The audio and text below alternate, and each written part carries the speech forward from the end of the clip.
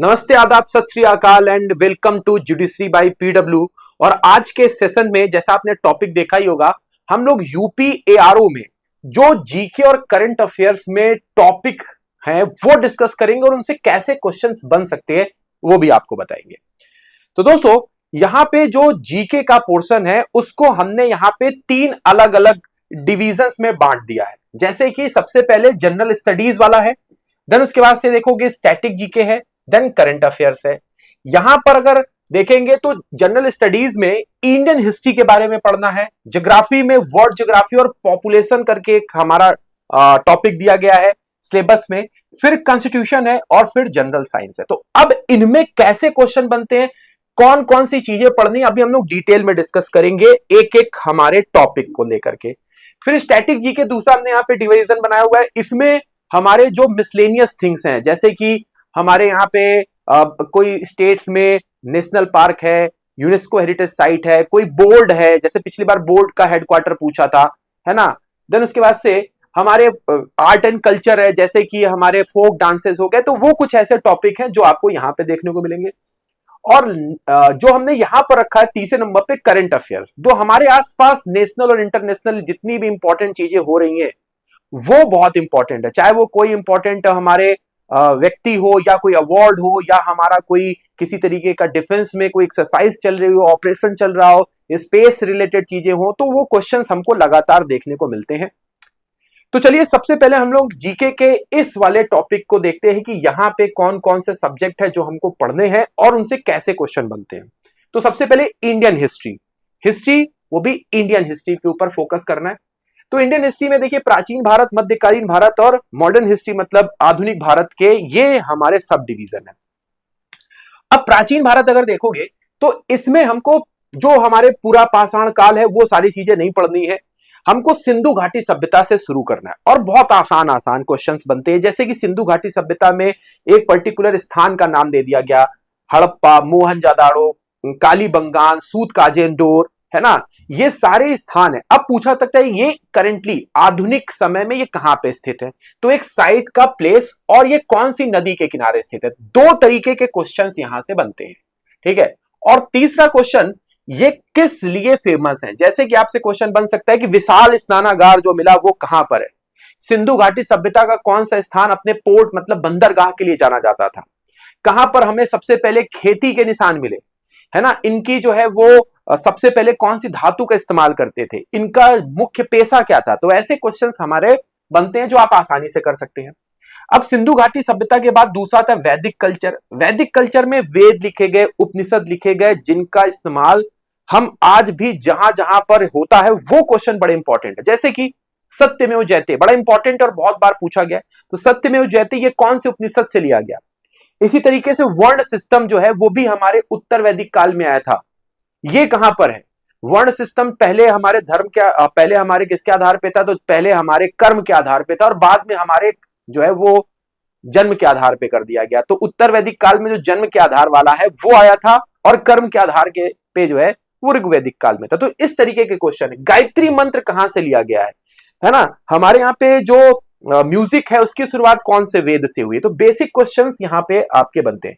इसी तरीके से बौद्ध धर्म और जैन धर्म के भी क्वेश्चंस हैं जो आपको देखने को मिलते हैं। भगवान बुद्ध का जन्म कहां पर हुआ था, भगवान बुद्ध का जो है वो ज्ञान की प्राप्ति कहां पर हुई थी, कहां पे सबसे ज्यादा उपदेश दिए, कहां पे पहला उपदेश दिया, बुक कौन सी थी, इनकी बेसिक चीज। जैनिज्म में भी सिमिलरली जो जैन धर्म के हमारे तीर्थंकर हुए 24, उनमें पहले कौन थे, सबसे फेमस 24वें नंबर के महावीर स्वामी जी थे, उनके जीवन परिचय के बारे में, उनकी शिक्षाओं के बारे में पूछता है। अब यहां से इसके बाद से शुरू होता है हमारे इंडियन हिस्ट्री में जो साम्राज्य थे, सम्राट थे, सुल्तान थे, उनका टेन्योर। और उसमें सबसे पहले आता है मौर्य सम्राट। मौर्य साम्राज्य एक ऐसा साम्राज्य था जिसमें कई सारे राजा हुए। अब पिछले बार एक क्वेश्चन यही से पूछा गया था, यहां पे हमको एक क्वेश्चन था कि पूछा गया मौर्य साम्राज्य में ये दिए गए हमारे 4 राजाओं में कौन से नहीं है। चंद्रगुप्त मौर्य था, अशोक था, बिंबिसार था और बृहद्रथ था। तो देखिए यहां पे हमको रूलर्स के नाम पता होना जरूरी है, ठीक है, उनके जो इंपॉर्टेंट काम है पता होना जरूरी है। तो ये भी आपको बिल्कुल बेसिक मौर्य साम्राज्य के जो महत्वपूर्ण राजा हैं पहले कौन थे, लास्ट कौन थे, कौन कौन से इंपॉर्टेंट राजा हुए, वो पता होना जरूरी। सिमिलरली गुप्ता काल में भी हमारे बहुत इंपॉर्टेंट हुआ। यहाँ पे आपके नालंदा यूनिवर्सिटी किसने बनवाई, हमारे यहाँ पे जो है वो सुदर्शन लेक का जीर्णोद्धार किसने कराया, किसने भारत की नेपोलियन की उपाधि दी गई है ना, किसने साउथ इंडिया तक को जीत लिया था। तो ऐसे क्वेश्चंस यहां से बनते हैं। फिर इसके से हर्षवर्धन का वर्धन या इसी को पुष्प विभूति वंश बोलते हैं, यहां से भी क्वेश्चन बनते हैं। तो बहुत बेसिक से क्वेश्चंस हैं जो हिस्ट्री के नहीं, यहां से जनरल स्टडीज या एक जनरल क्वेश्चंस बोल सकते हैं जो कि आपको वन लाइनर की किताब में मिल जाता है। लेकिन सिस्टमैटिक वे में पढ़ना जरूरी है। कई लोग होते हैं 150 क्वेश्चन पढ़ गए, नहीं, सिस्टमैटिक वे में पढ़िए। सिंधु घाटी के पहले इतने क्वेश्चंस, हम लोग पहले थ्योरी को थोड़ा सा पढ़ लेते हैं बेसिक, उसके क्वेश्चंस लगाते हैं, वैदिक के थोड़ी सी थ्योरी को पढ़ते हैं, उसके क्वेश्चंस लगाते हैं। तो आप सिस्टमैटिक वे में पढ़ेंगे तो आपकी तैयारी एक सही हो पाएगी। उसके नोट्स बना के रखिए, है ना, एक फ्लो चार्ट्स में नोट्स बनाइए उसके, और उसको जब आप बढ़िया तरीके से रिवीजन करेंगे तो आपको एग्जाम में क्लिक करेगा। नहीं तो जो लोग होते हैं ना 150-200 क्वेश्चन मिक्स लगा के चले जाते, सब कुछ मिक्स हो जाता है उनका एग्जाम में। फिर उसके बाद से एंशिएंट के बाद हमारे यहाँ पे मिडबिल आता है। मिडबिल में जिस तरीके से हमारे मुस्लिम इन्वेड्स हुए, दिल्ली सल्तनत की स्थापना हुई, और वहां पे गुलाम, खिलजी, देन उसके बाद से तुगलक, देन उसके बाद से हमारे लोदी तक, सो ऑन लोदी तक हमारे 5 डायनेस्टीज ने रूल किया। और इनके ऊपर सिमिलर इनने क्या इंपैक्ट डाला, कुतुब मीनार किसने बनवाई, हमारे यहाँ पे पेंशन सिस्टम कौन लेकर के आया, तनख्वाह सिस्टम कौन लेके आया, किसने परमानेंट और आर्मी बनाई, किसने जो है वो लॉ और रक्त की नीति को अपनाया। तो कुछ ऐसे बेसिक सी चीजें, लेकिन फिर वही सिस्टमैटिक वे में गुलाम वंश में क्या हुआ, खिलजी में क्या हुआ, तुगलक में क्या हुआ, सो ऑन आपको तक जाना है। अब इसका दूसरा मिडल हिस्ट्री का दूसरा फेज है हमारे मुगल्स। पानीपत के युद्ध में इब्राहिम लोदी को हरा करके बाबर ने मुगल वंश की स्थापना की। सिमिलर यहां पर भी जो इंपैक्ट पड़े, पिछली बार मुगल वंश से क्वेश्चन पूछा गया था, अकबर के द्वारा बनाया गया कोई क्वेश्चन था, अकबर ने जो आर्किटेक्ट बनाया उसके ऊपर क्वेश्चन पूछा जाता गया था। तो यहां से भी क्वेश्चन बनता है। तो सिस्टमैटिकली अगर हम पढ़ेंगे बाबर ने क्या इंपैक्ट किया था, देन हुमायूं ने क्या किया, फिर अकबर ने क्या किया, जहांगीर ने क्या किया, और औरंगजेब तक। अब बोलोगे सर इसके पीछे मुगल साम्राज्य था बट वो डिक्लाइन हो गया था और वहां से क्वेश्चन नहीं बनाए, ना के बराबर बनाए। तो हमको औरंगजेब तक फोकस करते हुए जो बेसिक चीजें वो पढ़नी है। अब उसके बाद से मॉडर्न हिस्ट्री, जब मुगल कमजोर हुए और यूरोपियन हमारे देश में सबसे पहले व्यापार करने आए, लेकिन उन्होंने हमारी कमजोरी को देखा और फिर धीरे धीरे से उन्होंने हमारे राजाओं को ही भड़का करके हमारे साम्राज्य को जीतना शुरू किया। अब जीतने के लिए उन्होंने संधियां की, जैसे कि इलाहाबाद की ट्रीटी, है ना, इलाहाबाद की संधि, सालाबाई की संधि। मैं आपको ये बता रहा हूं, ये क्वेश्चन की मैचिंग पूछी गई थी। देन उसके बाद से अगर आप देखोगे मैंगलोर की ट्रीटी, है ना, इसी तरीके से आपको पूछा गया कि कौन से ईयर में हुई, कौन से साल में हुई, किसके बीच में हुई। और यहां पर भी कई सारे युद्ध हुए, जैसे कि प्लासी की लड़ाई हो गई, तालीकोटा की लड़ाई हो गई। तो इसी तरीके से हमारे यूरोपियंस ने किस तरीके से अपने आप को स्टैब्लिश किया, वो फेज भी यहाँ पे पूछा जा रहा है लगातार। 1857 का रिवॉल्ट मतलब क्रांति बहुत इंपॉर्टेंट है। किस लीडर ने कहां से लीड किया है, पूछ सकता है, मैचिंग पूछ सकता है, या पूछ सकता है कि कानपुर से किसने लीड किया, झांसी से किसने लीड किया, बिहार से किसने लीड किया, ऐसे। अब देखिए 1887 के बाद कांग्रेस का फॉर्मेशन होता है ना। 1885 में कांग्रेस बनी, उसके अधिवेशन हुए, उस अधिवेशन में क्या आउटकम्स आए, है ना, किस अधिवेशन में असहयोग आंदोलन आया, किस अधिवेशन में कांग्रेस 2 भागों में टूट गई, है ना, किस अधिवेशन में हमारे यहाँ पे आजादी की, पूर्ण स्वराज की डिमांड की गई। तो ऐसे कांग्रेस से भी क्वेश्चंस बनते हैं। और बहुत इंपॉर्टेंट है गांधीयन एरा। गांधीयन एरा एक ऐसा समय था जिसमें गांधी जी साउथ अफ्रीका से आते हैं और उस समय से 47 तक वो जितने भी इंपैक्ट किए, असहयोग आंदोलन, फिर उसके बाद से हमारा सविनय अवज्ञा आंदोलन, व्यक्तिगत सत्याग्रह, भारत छोड़ो आंदोलन, उनका गोलमेज की सभा में जाना, उनकी बुक्स, सब कुछ इंपॉर्टेंट है। फिर उसके बाद से आजादी के आंदोलन और उनके जो लीडर्स हैं, जैसे लाला लाजपत राय की किताब के बारे में पूछा गया था, कौन सी है, राजेंद्र प्रसाद की। इसी तरीके से हमसे क्वेश्चंस पूछा जा सकता है कि एक आंदोलन का नाम, इससे एसोसिएट लीडर कौन है, एक बुक का नाम, इससे एसोसिएट लीडर कौन से। तो बेसिक बेसिक चीजें पढ़नी है, उसमें ज्यादा गहराई में नहीं जाना, बट बेसिक सिस्टमैटिक वे में, मैंने पहले बोला सिस्टमैटिक वे में नोट्स होने चाहिए। क्वेश्चंस की प्रैक्टिस करिए, एक बार थ्योरी पढ़िए, उसके क्वेश्चंस की प्रैक्टिस करिए। आधे घंटे की आपने थ्योरी पढ़ी, उसके क्वेश्चंस कर लिए, आपके क्वेश्चन गलत नहीं होंगे। इक्का दुक्का की बात नहीं करते, एक भी क्वेश्चन गलत नहीं होंगे। बहुत ही बेसिक हिस्ट्री आती है। अब ज्योग्राफी की बात करते हैं तो ज्योग्राफी का जो सिलेबस है वो कैसा है मैं आपको बताता हूं। तो ज्योग्राफी का सिलेबस है वर्ल्ड ज्योग्राफी में फोकस किया गया है।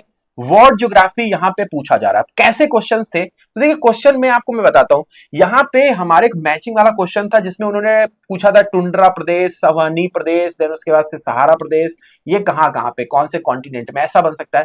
तो हमको इसमें जो हमारे टॉपिक हैं वर्ल्ड ज्योग्राफी में वो आपके बन सकते हैं जैसे कि ग्रास लैंड हो गया ना, ग्रास लैंड समझते हो जो घास के मैदान होते हैं, इन घास के मैदानों का हमारे रिलेशन पूछ सकता है। आपको एग्जांपल सुना होगा आपने स्टेपीज, है ना, स्टेपीज सुना होगा आप सबने, है ना। इसी तरीके से सवाना ये घास के मैदान है। देन उसके बाद से आप देखोगे डाउन्स, पंपास। अब आपको यहां पे दे देगा या तो महाद्वीप का नाम या तो देश का नाम, मैच करिए, ऐसा क्वेश्चन है ना। तो ग्रास लैंड हो गया। इसी तरीके से ज्वालामुखी जिसको आप लोग वॉल्केनोस बोलते हो, ज्वालामुखी, घास के मैदान के बाद ज्वालामुखी आपको दे देगा। यहां पर भी आपको सिमिलरली इसी तरीके से मैचिंग करा सकता है या पूछ सकता है कहां पे। इसी तरीके से आपसे जो अलग अलग हमारे एथनिक ट्राइब्स होती हैं, जो हमारे निवासी होते हैं, एथनिक जनजाति जिनको बोलते हैं, जैसे कि एस्किमोस, आपने देखा होगा हमारे जो उत्तरी पोल है उसमें एस्किमोस रहते हैं, ग्रीनलैंड साइड में, ग्रीनलैंड में। तो पूछा सकता है पिग्मी कहां रहते हैं, एस्किमोस कहां रहते हैं, कालाहारी मरुस्थल में रहने वाले लोगों को क्या बोलते हैं। तो ऐसे क्वेश्चंस बहुत इंपॉर्टेंट होते हैं। देन उसके बाद से यहाँ पे जो लोकल विंड्स होती हैं, जो हमारी स्थानीय हवाएं होती है, जैसे ग्रासलैंड है ना वैसे ही स्थानीय, देखो मैंने यहाँ पे अंदाजा लगाया जैसा मैंने देखा वैसे मैं यहाँ पर एक ट्रेंड को आपको बता रहा हूँ कि ये टॉपिक अच्छे ढंग से करने। लोकल विंड्स जैसे कि हमारे कहां पर लू चलती है, अपने यहाँ पे चलती है, वैसे हरमटन कहां पे चलती है, वैसे ब्लिस्टर कहां पे चलती है, वैसे हमारे नार्वेस्टर कहां पे चलती है। तो ऐसी हमारी बहुत सारी स्थानीय पवनें हैं जो किन किन जगहों पे चलती है। इसी तरीके से हमारे ओशियन, मतलब ओशियन और सी की हम बात करते हैं, इससे भी बहुत सारे क्वेश्चन बनते हैं। जैसे कि समुद्र की जलधाराएं होती है, लेब्राडोर जलधारा कहां पे है, गल्फ स्ट्रीम जलधारा कहां पे है, उसकी मैचिंग पूछ सकता है, 4-5 दे देगा, मैच करो। देन इसी तरीके से हमारे वाटर स्टेट, जैसे कि Gibraltar water state, water state क्या होता है, दो समुद्र है यहाँ पे बड़े बड़े, दो हमारे महासागर भी हो सकते हैं, उनके बीच में यहाँ पर ये हमारे कोई कंट्री है। अब इनके बीच की ये वाटर की जो स्ट्रिप है इसको क्या बोलते हैं, जैसे कि आप एग्जाम्पल के तौर पर समझिए इंडिया है, ये श्रीलंका है, इनके बीच में ये पाक वाटर स्टेट है, पाक water state.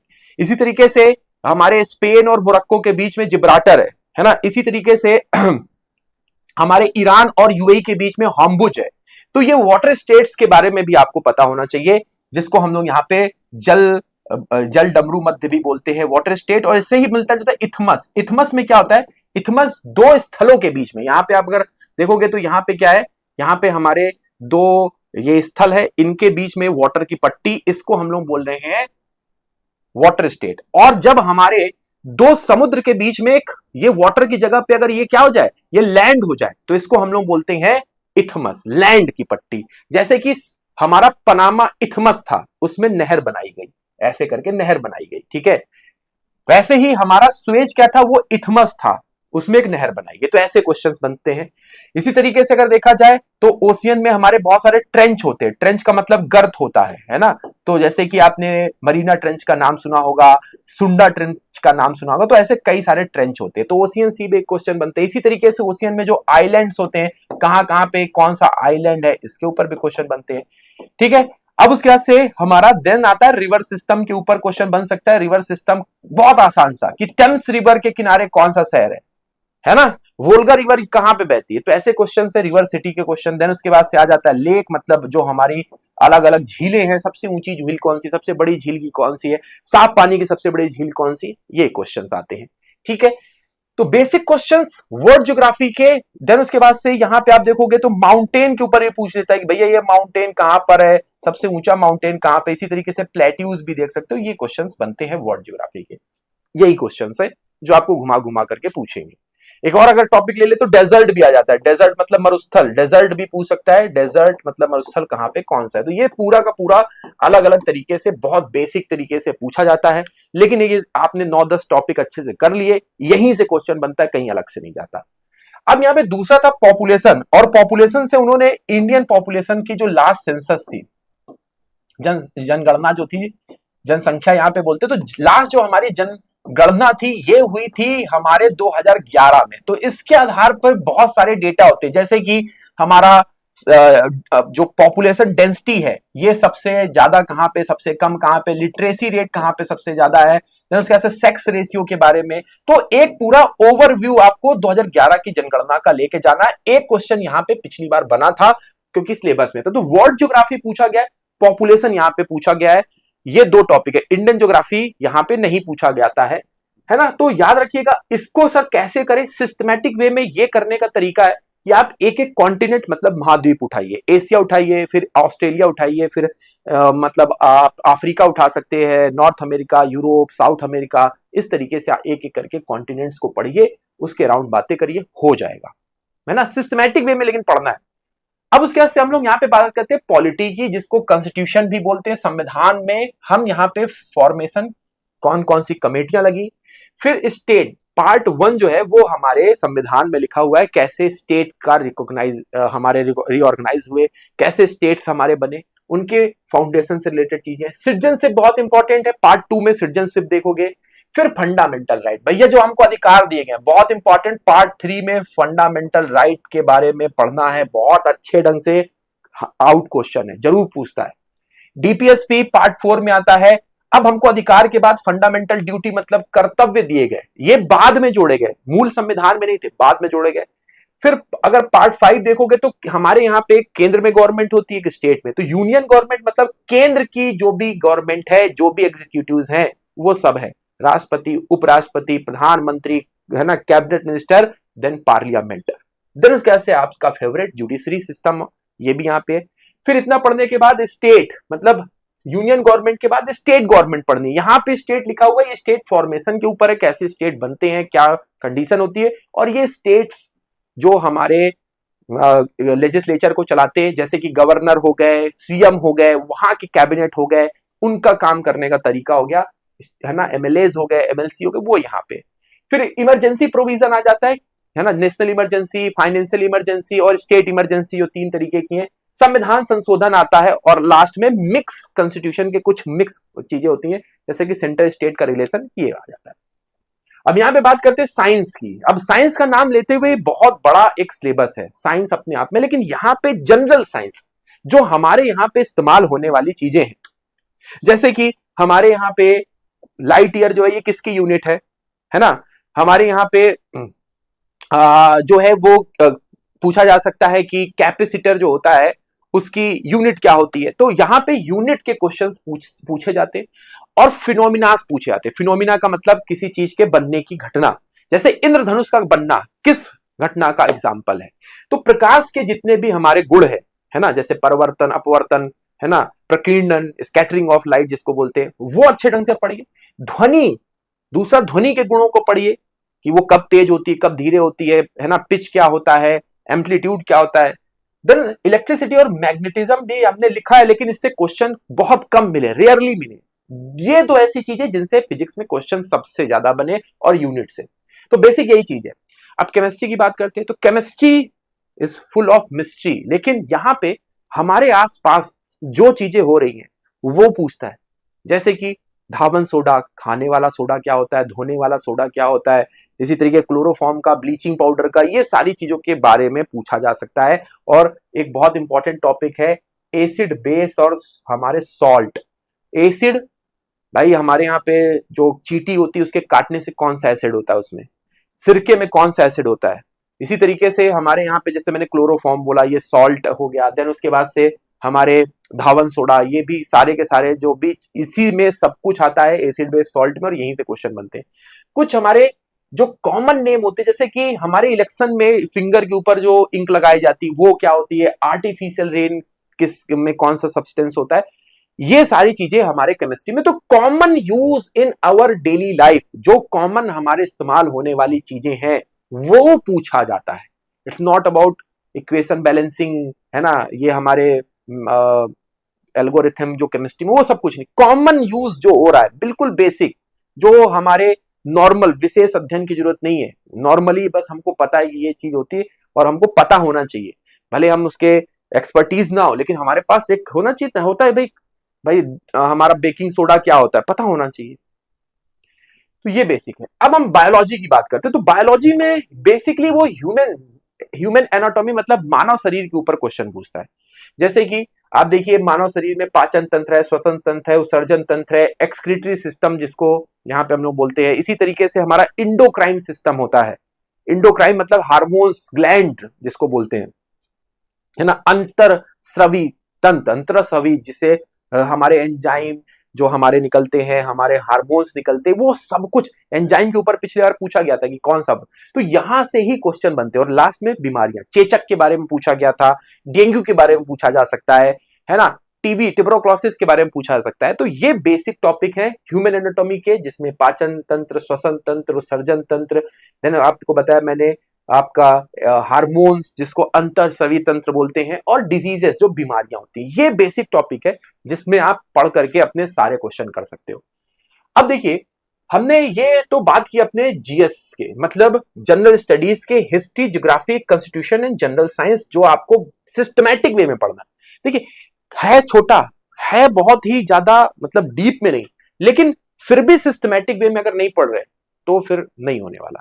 Similarly static GK की बात करेंगे तो स्टैटिक जीके में हमारे इनके अलावा जो हमारे मिसलेनियस चीजें होती हैं, जैसे कि आर्ट एंड कल्चर अगर समझना है तो classical dance and folk dances state के पूछे जा सकते हैं, फेस्टिवल पूछे जा सकते हैं, सबसे बड़ा सबसे छोटा पूछा जा सकता है, स्पोर्ट्स में ट्रॉफीज पूछी जा सकती हैं, हमारे स्टेट्स के national park, Ramsar site, UNESCO heritage site, ये पूछी जा सकती हैं।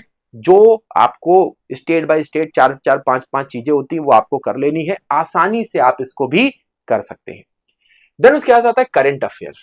देखिए जीके बिना करंट अफेयर्स के अधूरी है। नॉलेज प्लस अवेयरनेस, अवेयरनेस आसपास हो क्या रहा है। अगर इसरो ने किसी सैटेलाइट को लॉन्च किया तो उसकी क्या उसका फीचर है ना। तो इसी तरीके से कोई अवार्ड मिल रहा है तो किसने अवार्ड जीता है, हमारे यहाँ पे कोई अपॉइंट हुआ है तो कौन अपॉइंट हुआ है, तो ऐसे क्वेश्चन बनते हैं। तो हम आपको यहाँ पे कुछ ऐसे टॉपिक्स बताते हैं जिनसे क्वेश्चन बनते हैं, और उनको जरा ध्यान से देखिएगा। तो सबसे पहले हमने यहाँ पर लिखा है इंपॉर्टेंट पर्सन। इंपॉर्टेंट पर्सन वो व्यक्ति हैं जो कहीं ना कहीं या तो अपॉइंट हुए हैं, उनकी नियुक्ति हुई है, या तो वो हमारे बोल सकते हैं किसी वजह से चर्चा में, जैसे कि उनको किसी कमेटी का चेयरमैन टाइप का बनाया गया है, देन उनकी डेथ हुई है, कोई बहुत महत्वपूर्ण व्यक्ति थे आज हमारे बीच में नहीं है, वो हो गए, या किसी को रिजाइन किया है, किसी ने अपनी पोस्ट से रिजाइन किया। तो ये बहुत ही रेयरली पूछते हैं, लेकिन ये टॉपिक ज्यादा है। अब इनमें भी किसके पूछने की संभावना ज्यादा होती है, तो जब भी कोई महिला अगर किसी पोस्ट पर चुनी जाती है, महिला किसी पोस्ट पर पहली बार चुनी गई, इंपॉर्टेंट हो जाता है। जैसे कि पिछली बार जब इंडियन रेलवे बोर्ड की पहली बार महिला चेयरमैन पूछी गई थी तो बहुत सारे एग्जाम में पूछा गया था। देन उसके बाद से किसी इंटरनेशनल इंस्टीट्यूट का अगर कोई इंडियन बनता है, जैसे कि वर्ल्ड बैंक के जब प्रेसिडेंट अजय बग्गा जी बनेंगे तो पूछे गए थे। इस बार एफबीआई जो है ना, federal bureau of investigation America की, उसके कास पटेल बने हुए हैं, बहुत इंपॉर्टेंट है। तो जब भी कोई भारतीय कहीं पर इंटरनेशनल ऑर्गेनाइजेशन में जाकर के किसी पोस्ट को ज्वाइन करता है तो बहुत इंपॉर्टेंट होता है। और लास्ट में डेथ, जो कि बहुत इंपॉर्टेंट लोग थे और हमारे बीच में नहीं रहे, उनके बारे में क्वेश्चंस बहुत सारे बनते हैं। अब अवार्ड की बात करते हैं, तो अवार्ड में देखेंगे तो बहुत सारे हैं जो आपको याद रखने हैं। बेस्ट फिल्म ऑस्कर में किसको मिली, देन उसके बाद से पद्म अवार्ड में जो पद्म विभूषण अवार्ड है खास तौर पे वो बहुत इंपॉर्टेंट है। नेशनल अवार्ड्स अगर हमारे देखे जाए, बुकर प्राइज हो गए, हमारे रेमर्स, हमारे जो रेमन मैगसेसे अवार्ड हो गया, ये बहुत इंपॉर्टेंट है। नोबेल प्राइज हो गया, या स्पोर्ट्स का कोई अवार्ड हो गया जो हमारे दिए जाते हैं, ये आपको बहुत अच्छे ढंग से करने क्वेश्चन बनते हैं। अब डिफेंस के ऊपर बात करते हैं। अब डिफेंस में क्या होता है, आजकल एक्सरसाइज इंडिया करता है, तो उन एक्सरसाइज के नाम, अगर कोई इक्विपमेंट बहुत इंपॉर्टेंट है, कोई मिसाइल है या कोई हमारा ऐसा विमान है जो बहुत चर्चा में है, वो आपको करना है। या इंडिया ने कोई ऑपरेशन चलाया हुआ है, जैसे कि अभी म्यांमार में भूकंप आया था, आप सभी ने देखा था, तो एक ऑपरेशन चलाया गया, ऑपरेशन सद्भाव, बड़ा इंपॉर्टेंट है। देन उसके से देखेंगे science and tech. Science and tech एक ऐसा पोर्शन है जहां से क्वेश्चन बनते हैं स्पेस से। इसरो ने अगर कोई एक्सपेरिमेंट किया, बहुत चर्चा में रहा, जैसे कि अभी देखिए हम लोग गगनयान करने वाले हैं, चंद्रयान 3 करने वाले हैं, कर चुके हैं, देन उसके बाद से 4 आने वाला है, चंद्रयान 5 आने वाला है। मेडिकल में कोई वैक्सीन या कोई इंपॉर्टेंट हमारा रिसर्च होता है जो बहुत ज्यादा सुना जा रहा है, वो हो गया। वैसे स्पोर्ट्स में अगर हमने कोई वर्ल्ड कप, चैंपियंस ट्रॉफी या कोई हमारे चैंपियनशिप अगर कहीं पे किसी ने जीता है, वो पूछता है। फिर नेक्स्ट आता है समिट एंड कॉन्फ्रेंसेस, जैसे कि नाटो समिट हो गई, G20 समिट हो गई। तो ऐसे ही कई प्रकार के समिट एंड कॉन्फ्रेंसेस भी बड़ी इंपॉर्टेंट है, जो आपको रेगुलरली जो हो रही है वो पे नजर बना के रखनी है। फिर रैंक एंड हमारे rank and indexes, world happiness index में भारत की कौन सी रैंक है, कौन सा कंट्री टॉप पे है, तो ऐसी कुछ इंडेक्स होती है ना। प्रेस फ्रीडम इंडेक्स में कौन सा कंट्री मचा रहा है। गवर्नमेंट स्कीम्स की बात करेंगे तो वो स्कीम्स जो हमारे बहुत चर्चा में रहती हैं और ये भी बहुत इंपॉर्टेंट है गवर्नमेंट स्कीम, जैसे पीएम सूर्य घर बिजली योजना। इसी तरीके से हमारे पिछली बार पूछी गई थी निपुण योजना, तो बहुत इंपॉर्टेंट हो जाती है ये सारे के सारे करंट अफेयर्स। अब आती है सर कितना पढ़े, 12 महीने का करंट अफेयर्स आपके लिए सेफर साइड रहता है, लेकिन जो बहुत चर्चा में चीजें रहती हैं वही क्वेश्चंस बनते हैं जो आपको करना है। तो बेसिकली ये थी सारी की सारी चीज जो हमने यहाँ पे आपको डिस्कस की। सिस्टमैटिक वे में पढ़ना जरूरी है, प्रैक्टिस करना जरूरी है, उसकी थ्योरी पढ़िए, ज्यादा डिटेल में नहीं जाइए, क्वेश्चंस करिए। जितने ज्यादा क्वेश्चंस करेंगे उस पर्टिकुलर टॉपिक के, उन्हीं क्वेश्चंस में से बार बार बनता है।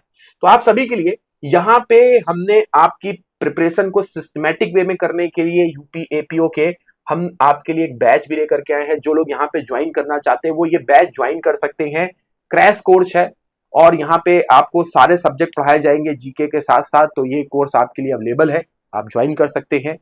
आई होप आपने बहुत सारी चीजें जीके और करंट अफेयर्स में कैसे क्वेश्चंस बनते हैं, किस तरीके से तैयारी होनी चाहिए, आप नोट डाउन भी कर सकते हैं इस पूरे को, अपने सिलेबस को, और उसके अकॉर्डिंग तैयारी कर सकते हैं।